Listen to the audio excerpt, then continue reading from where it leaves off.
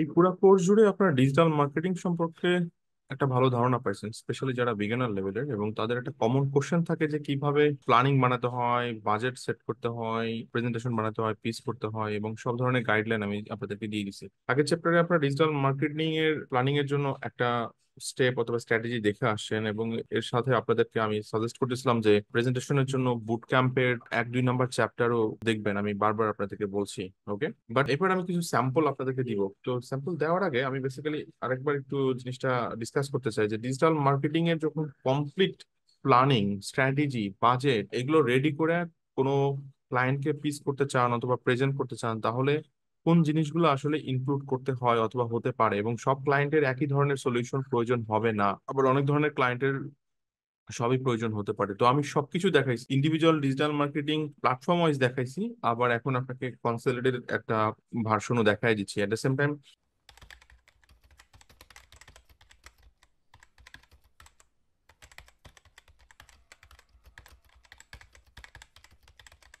আপনারা যদি digital marketing সেক্টরে নতুন হয়ে থাকেন অথবা অলরেডি ডিজিটাল মার্কেটিং সেক্টরে কাজ করতেছেন, তারপরেও আপনাদের প্রয়োজন হতে পারে বিভিন্ন টাইপের ইন্টারভিউ কোশ্চেন অথবা কেস স্টাডিজ অথবা পোর্টফোলিও বানানোর বিভিন্ন টিপস। এছাড়া আপনাদের প্রয়োজন হবে কিভাবে মার্কেটিং প্ল্যান বানাতে হয়, বাজেট রেডি করতে হয়, অথবা আপনাদের তৈরি করতে হতে পারে বিভিন্ন ক্লায়েন্টের পিস ফাইল। এই ফ্রি কোর্সের মাধ্যমে আপনারা সমস্ত কিছু জানতে পারবেন। আপনি জাস্ট লগ ইন করেন bongio.thinkific.com, লিঙ্কটা আমি ডিসক্রিপশনে দিয়ে রাখবো। আপনি এই কোর্সে জয়েন করেন ফ্রিতে, এবং এখানে যে সমস্ত চ্যাপ্টার গুলো আছে প্রত্যেকটা ভিডিও আপনি যদি শেষ করেন, আপনি পুরা গাইডলাইনটা পেয়ে যাবেন এবং শিখতে পারবেন নিজে নিজেই যে কিভাবে অ্যাকচুয়ালি প্ল্যান বানাতে হয়। ধরেন ব্লগিং ইন্ডাস্ট্রির জন্য অথবা ই কমার্স ইন্ডাস্ট্রির জন্য, দেন মিডিয়া বাইং এর জন্য কিভাবে বানাতে হয়, ওয়েব অ্যানালিটিক্স, সোশ্যাল মিডিয়ার, কন্টেন্ট মার্কেটিং, সব ধরনের প্ল্যান আপনারা এখান থেকে বানাতে পারবেন। এবং শুধু তাই নয়, আপনারা এখানে পোর্টফোলিও তৈরি করতে পারবেন। এখানে দেখেন পোর্টফোলিও সেকশন আছে, যেখানে আমি আরো ভিডিও আপলোড করব ডে বাই ডে। এছাড়া ইন্টারভিউ কোশ্চেন গুলো পাবেন, এবং শুধু তাই নয়, এখানে কেস স্টাডি সলভ করতে পারবেন যেগুলো ইন্টারভিউতে কোশ্চেন করা হয়। সো এখনই দেরি না করে এখনই জয়েন করুন বঙ্গীয়র এই ফ্রি কোর্সে। লিঙ্কটা ডিসক্রিপশনে দেওয়া থাকবে। ধন্যবাদ সবাইকে। আমি আগের চ্যাপ্টারও আপনাদেরকে দেখাই দিছি। ওকে, সো আমরা কি কি নিয়ে ডিসকাস করছি? আমরা নর্মালি এসইও নিয়ে ডিসকাস করছি। সো আপনারা এখন থেকে এসইওর অ্যাকশন প্ল্যান, বাজেট, দেন প্রপোজাল সেগুলো রেডি করতে পারবেন আশা করি। দেন এসএমএম অর্থাৎ সোশ্যাল মিডিয়া মার্কেটিং, এরপরে আমরা মিডিয়া বাইং নিয়ে কথা বলছি, আমরা ইমেল মার্কেটিং নিয়ে কথা বলছি, আপনারা ইমেল মার্কেটিং এর জন্য করতে পারবেন। আমরা কন্টেন্ট মার্কেটিং এর জন্য তৈরি করছি, আপনি সেটা করতে পারবেন। দেন আমরা আরো করছি হচ্ছে ওয়েব অ্যানালিটিক্স নিয়ে, রাইট? সো দেখেন, মোটামুটি সবকিছু এর মধ্যে কাভার হয়ে যাচ্ছে। এর বাইরে কিছু জিনিস যেটা আমাদের কোর্সে কাভার করা হয়েছে, ধরেন যদি এএসও থাকে অথবা ফানেল থাকে, সেগুলো এর মধ্যে আপনি চাইলে ইনক্লুড করতে পারেন। তো আমি মোটামুটি 5-6টা আপনাদেরকে দেখাই দিলাম।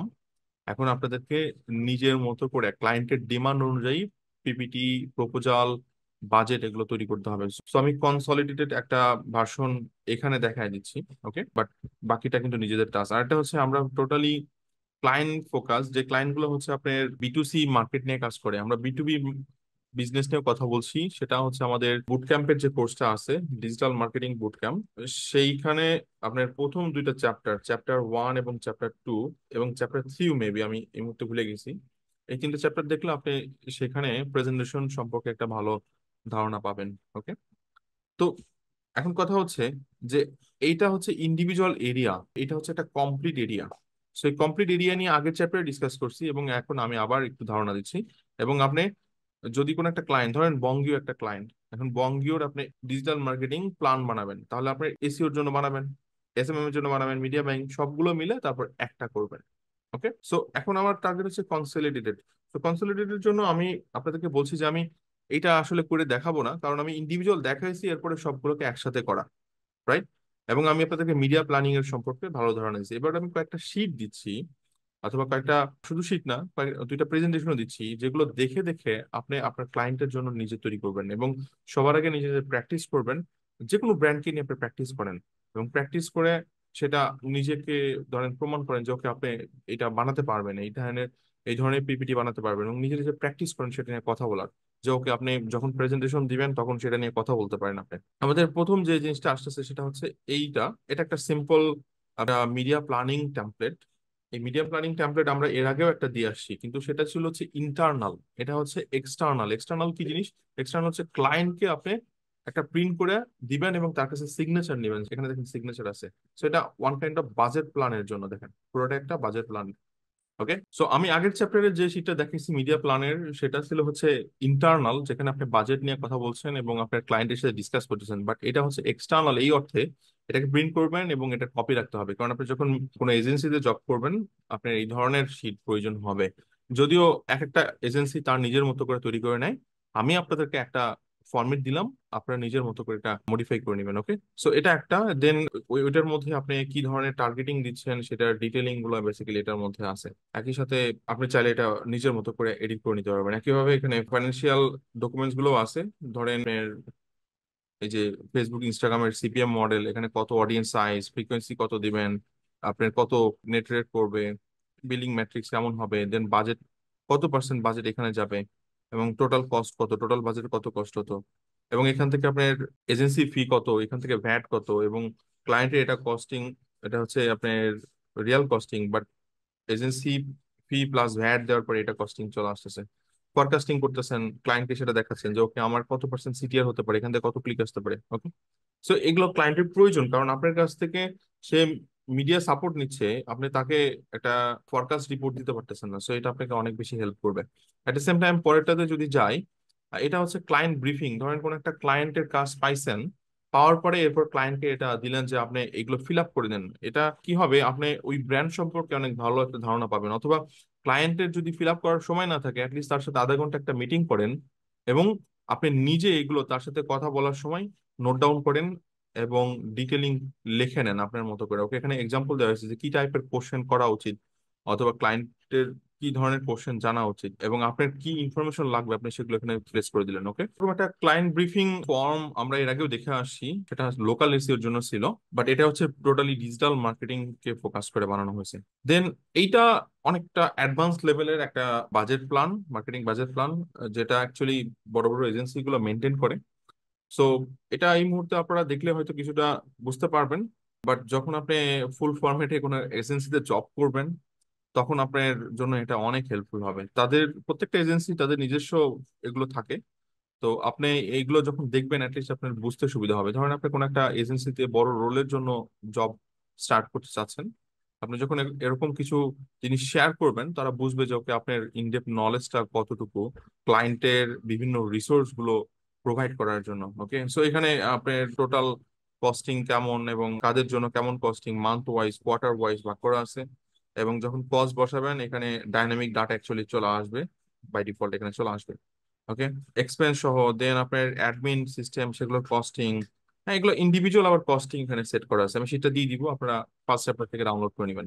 সো এটা একটা বাজেট টেমপ্লেট, আমি এটা শেয়ার করে দিব, আপনারা এটা নিয়ে কাজ করবেন। ওকে, আমি আরেকটা প্রেজেন্টেশন ডকুমেন্ট আপনাদের সাথে শেয়ার করব এবং আপনারা এইটা ব্যবহার করতে পারেন। এছাড়া আমরা বুট ক্যাম্পে আরো একটা স্লাইড শেয়ার করছি, সেগুলো আপনারা ব্যবহার করতে পারেন। ওকে, এটা খুব গোছানো সুন্দর, আপনি এটা ব্যবহার করতে পারেন, আমি ফার্স্ট চ্যাপ্টার এটা শেয়ার করে দিব। ওকে, এবং এটা হচ্ছে ব্রিফ বেসিক, যেখান থেকে আপনি আইডিয়াটা নেবেন কি কি থাকবে একটা ডিজিটাল মার্কেটিং স্ট্র্যাটেজির আপনার ফাইলের মধ্যে, পিস ফাইলের মধ্যে, প্রেজেন্টেশনের মধ্যে।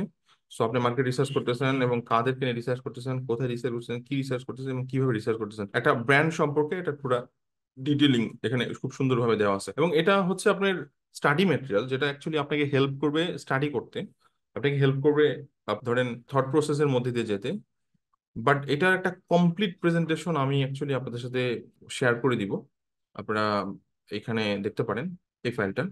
এটা একটা কমপ্লিট প্রসেস, হ্যাঁ, এখানে যতগুলো স্লাইড আছে সম্পূর্ণ এই পুরো জিনিসটাই বেসিক্যালি এটার উপর বানানো, অর্থাৎ এই যে দেখেন অবজেক্টিভ, হু, হোয়ার, হোয়াট এবং এই যেটা ওয়ার্কিং। সো বেসিক্যালি এইটার উপর বেস করে এটা বানানো। সো এটা হচ্ছে ব্রিফ, যেটা দিয়ে অ্যাকচুয়ালি আপনার এটা হচ্ছে বেস ফাউন্ডেশন বলা যেতে পারে। এটার আইডিয়ার উপর বেস করে আপনি কোন একটা ব্র্যান্ডকে ধরে আগাবেন এবং একটা প্রেজেন্টেশন তৈরি করবেন। সো এটাও সেরকম একটা কমপ্লিট প্রেজেন্টেশন, আপনি এটা দেখলেই বুঝতে পারবেন। তো আমি এটাও শেয়ার করে দিব।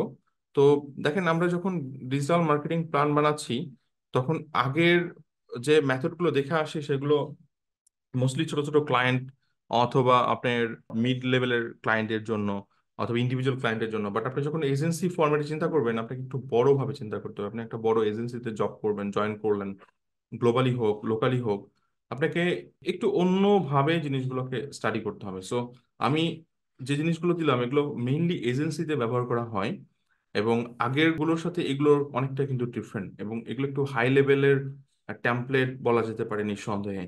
সো আপনি এগুলো ব্যবহার করতে পারেন, অথবা আমি যেগুলো প্রিভিয়াস দিয়েছি সেগুলো ব্যবহার করতে পারেন, সেটা টোটালি আপনার ডিসিশন। আপনার বুঝতে যেগুলো সুবিধা হবে আপনি সেগুলো ইউজ করবেন, কোনো অসুবিধা নেই। আপনাদের আশা করি কোনো প্রবলেম হবে না প্ল্যানিং বানাতে, স্ট্র্যাটেজি অথবা বাজেট অথবা প্রেজেন্টেশন বানাতে। আমাকে প্রায় সবাই এই ধরনের কোশ্চেন গুলোই করেন, যে কিভাবে একটা ক্লায়েন্টের প্রেজেন্টেশন বানাতে হয়, কিভাবে একটা ক্লায়েন্টের ডাটাগুলো ইনপুট করতে হয়, কোন জিনিসগুলো আসলে থাকা উচিত, থাকা উচিত না। হ্যাঁ, সেই জিনিসগুলো নিয়ে আপনাদের একটা কনফিউশন সবসময় ছিল। সো আমি ডিজিটাল মার্কেটিং কোর্সে হয়তো সবকিছু শিখাচ্ছি, বাট এই জিনিসগুলো মিসিং ছিল, যেগুলো অ্যাকচুয়ালি আমি এখন অ্যাড করে দিলাম। আমার মনে হয় আপনারা এখন একটা ভালো ধারণা পাচ্ছেন এই ফাইলগুলোর মাধ্যমে অথবা এই প্রসেসগুলোর মাধ্যমে, যেগুলো আপনাদেরকে দেখালাম। এখন আপনি মতো করে ক্লায়েন্ট ধরার চেষ্টা করেন, আমাদের এজেন্সি বিজনেস কোর্স রয়েছে সেই ভিডিওগুলো দেখার চেষ্টা করেন, এবং আমি যে ফাইলগুলো দিচ্ছি সেগুলো ব্যবহার করার চেষ্টা করেন। এছাড়া এজেন্সি বিজনেস কোর্সের মধ্যে কিন্তু আমি অনেক টাইপের ফাইল শেয়ার করছি, আপনি সেগুলো ব্যবহার করার চেষ্টা করেন। ওকে, ধন্যবাদ।